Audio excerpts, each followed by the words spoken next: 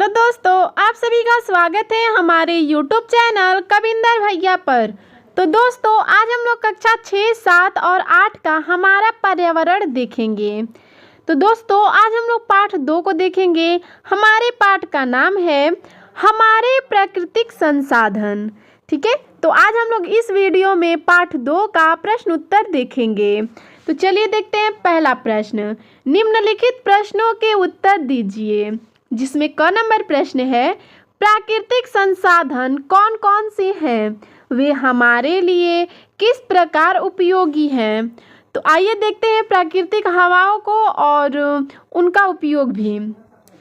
हवा, मिट्टी, जल, सौर ऊर्जा, पेड़ पौधे, खनिज पदार्थ आदि प्राकृतिक संसाधन हैं। हवा का उपयोग हम सांस लेने में, जल का उपयोग हम अपनी प्यास बुझाने तथा अन्य अनेक आवश्यक कामों में करते हैं।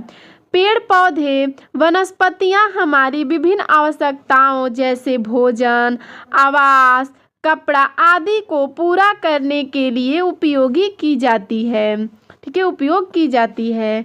इसी तरह कृषि हेतु उपजाऊ मिट्टी हमें भूमि प्रदान करती है तथा तेल, कोयला और गैस यातायात व उद्योगों में ईंधन के रूप में प्रयोग किए जाते हैं। सौर ऊर्जा तो हमारे जीवन का आधार ही है।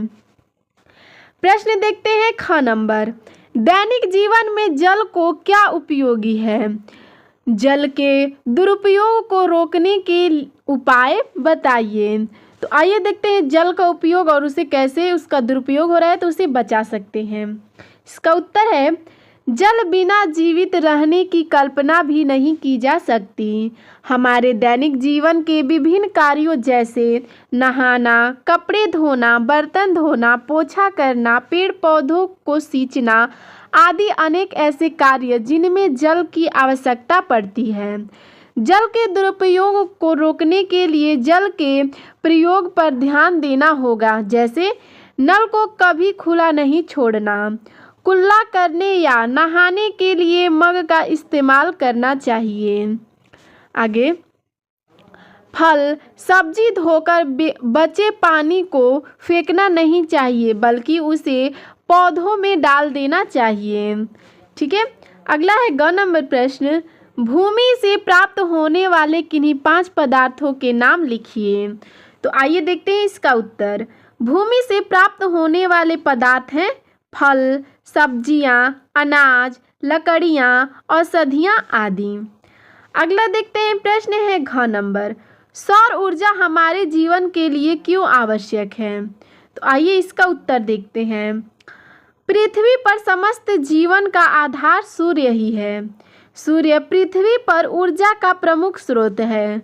सूर्य से हमें गर्मी और प्रकाश तो मिलता ही है, साथ ही सूर्य जल चक्र बनाए रखने में, वायुमंडल में वायु का प्रवाह बनाए रखने में, जलवायु को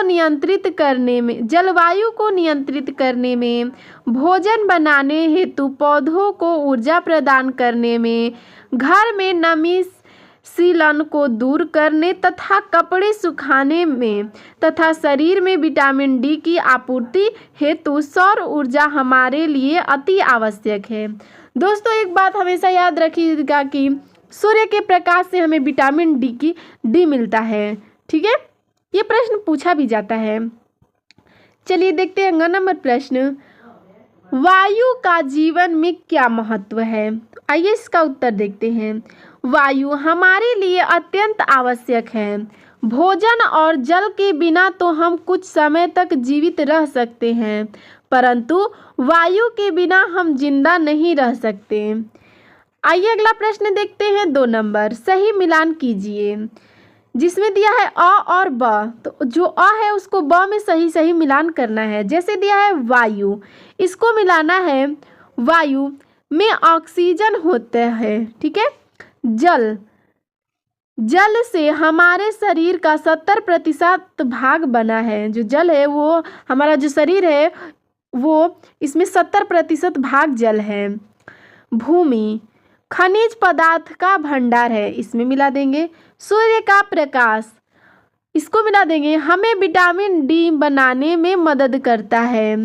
ठीक है, तो दोस्तों इसमें इतना ही प्रश्न उत्तर था। अगर आप और वीडियो देखना चाहते हैं तो आप डिस्क्रिप्शन में जाकर प्लेलिस्ट में सारे वीडियो देख सकते हैं। और दोस्तों आपको हमारा यह वीडियो कैसा लगा हमें कमेंट में भी ज़रूर बताइएगा। धन्यवाद।